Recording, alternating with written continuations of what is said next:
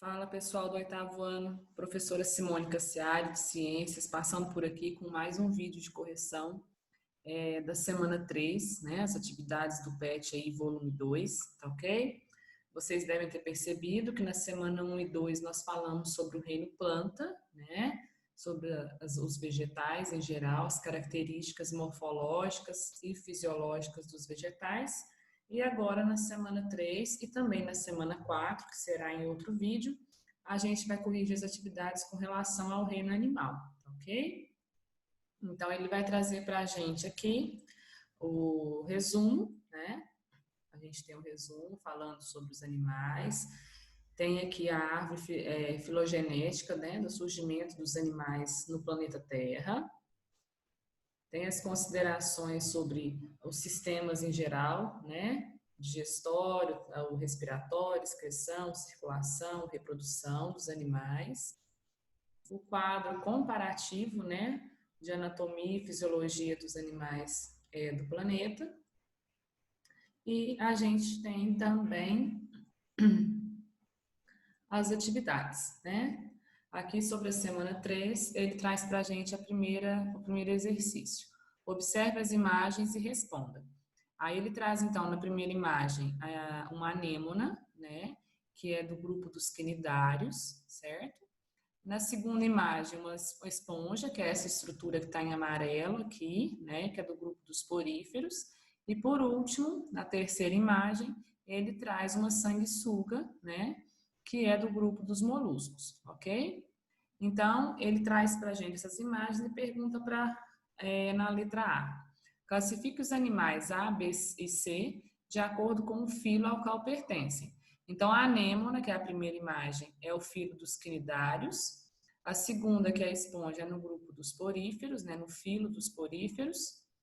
E a terceira imagem, que é a sanguessuga, é no filo dos moluscos, ok?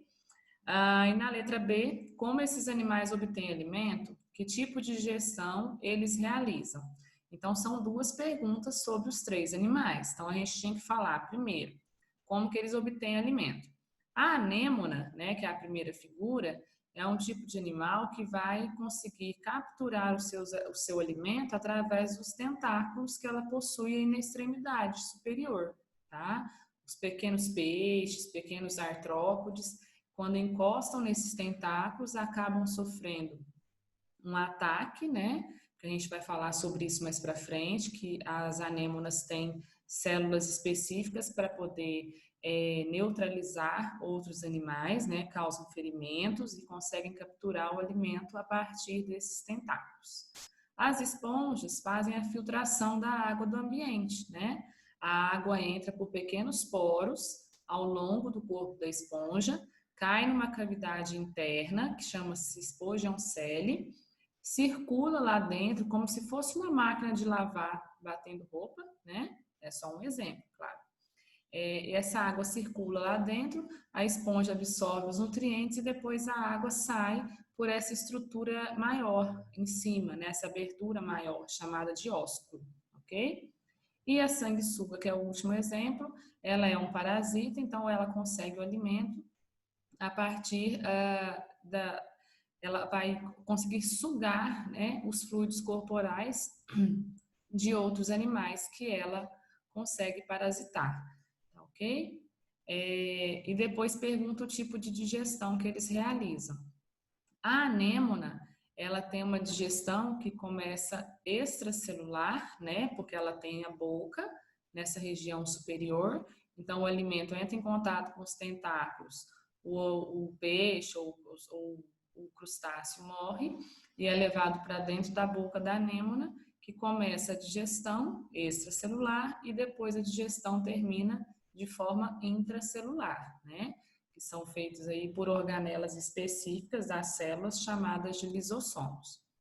Na esponja não existe boca, não existe um sistema digestório, então a digestão ela é totalmente intracelular. A cavidade interna da esponja é coberta por células chamadas de pinacócitos, tá? E esses pinacócitos têm a capacidade de fazer a digestão dos nutrientes absorvidos a partir da água do ambiente. E lá na sanguessuga, a gente tem um sistema digestório completo, com boca, moela, intestino, estômago, né? Ânus. Então, a digestão, no caso da sanguessuga, é uma digestão extracelular e intracelular também. No número 2, os biólogos responsáveis por um grande aquário perceberam que o tubarão apresentava alguns ferimentos semelhantes a queimaduras na região ventral do corpo. Notaram então a presença de poríferos, planárias, algas e vários pólipos de quinidários no fundo do tanque onde o tubarão vivia.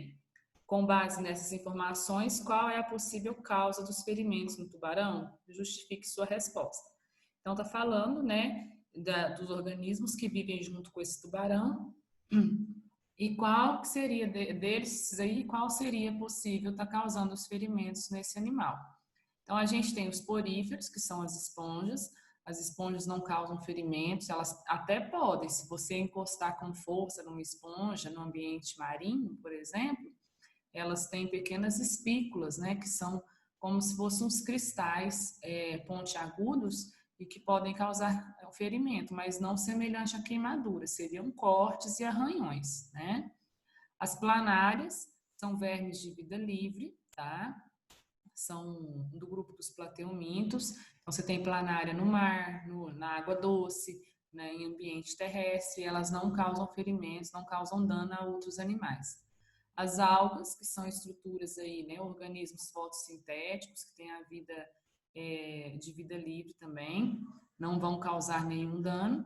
Então, o único que sobra são os pólipos de quinidários, né? Pólipo é uma das formas que a gente encontra nos quinidários. Pólipos são estruturas que são fixas, que vivem presas. Um exemplo é a anêmona, né, que tem lá no exercício 1. E existem também as medusas, que são livres, como as águas-vivas, as caravelas, tá? Então, todos esses organismos do grupo dos quinidários possuem uma estrutura, né? Um filamento chamado nematocisto, que fica enroladinho dentro de uma célula especial chamada quinidoblasto. Quando a gente encosta, né, quando uma pessoa ou outro animal encosta em qualquer organismo do grupo dos quinidários, esses nematocistos, que são esses filamentos, se desenrolam e vão injetar na pele do outro ser uma substância que causa uma forte dor, uma coceira, né, uma substância que a gente chama de urticante e que gera um ferimento parecido com queimadura, tá? Então, a única resposta aqui seriam os pólipos de quinidários. Na número 3, ele traz para a gente, né?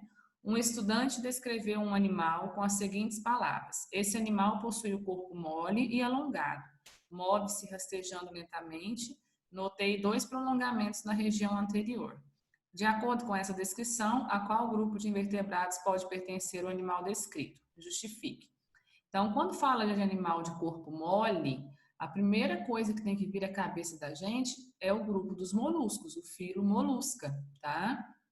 Lógico, a gente tem os vermes plateumintos, os vermes nemateumintos, que também tem o corpo mais molinho. Mas se falou de corpo mole, você já pode subentender que está falando de molusco. E para melhorar ainda mais, ele fala sobre os 2 prolongamentos na região anterior, né? A região anterior aqui no caso seria como se fosse a região da cabeça desse animal. E esses 2 prolongamentos, em nenhum outro animal de corpo mole você encontra a não ser nos moluscos, tá? A gente tem um exemplo aí da lesma, né? Que é um molusco de corpo longo, mole, que se rasteja e que tem esses prolongamentos aí. E, na verdade, esses prolongamentos citados no exercício são as estruturas que seguram o globo ocular desses animais, ok? Na número 4, ele traz para a gente: os moluscos são conhecidos por seu corpo mole e pela presença de conchas. O náutilo, por exemplo, é um molusco marinho com concha externa. Sobre as conchas, responda. Então, está falando aqui já de um molusco com concha, né? No número 3, a gente viu que é um molusco sem concha. Na letra A, que parte do corpo do molusco produz a concha? Os moluscos têm uma dobra da epiderme, né? Vamos chamar de pele, para dentro do corpo, chamada de manto. Então, o manto, ele acaba secretando as substâncias que vão formar a concha, né? Então, a parte do corpo que produz a concha é o manto. Na letra B, de que materiais é feita? As conchas vão ser fabricadas a partir de vários materiais. O principal deles é o nácar, que é uma substância que dá aquela sensação de brilho, né, de várias cores diferentes nas conchas. Mas tem também carbonato de cálcio, né, arginina, então tem várias outras substâncias, mas principalmente nácar, tá bom? Na letra C, qual a função da concha? Então, a concha, nos moluscos que tem essa estrutura, ela vai servir para proteção do animal, né? Lembrar aí que ele tem o corpo mole, ele é bastante vulnerável no ambiente, então vai proteger esse animal contra ataques de outros animais. Na letra D, ele pergunta: todos os moluscos possuem conchas? Justifique. A gente já falou que não, né? Porque lá na questão número 3, ele traz para a gente um exemplo de molusco que não tem concha, certo? A gente ainda pode citar, falar que nem todo molusco possui concha. Um exemplo também pode ser o polvo, a lula, né? São animais que ao longo da evolução deixaram de ter a concha, né? Ela foi regredindo e ela se tornou uma estrutura interna, tá? Ela continua presente, mas ela fica interna no corpo deles. Então, ela não tem mais a função de proteção do animal, ok? Espero que vocês tenham gostado da correção, tá? A gente tem debatido também, né, nos grupos lá do WhatsApp. Façam as correções devidas nas atividades de vocês antes de tirar a foto para anexar no Google Classroom, ok? Tudo de bom, vamos torcer para que logo, logo a gente esteja junto de novo.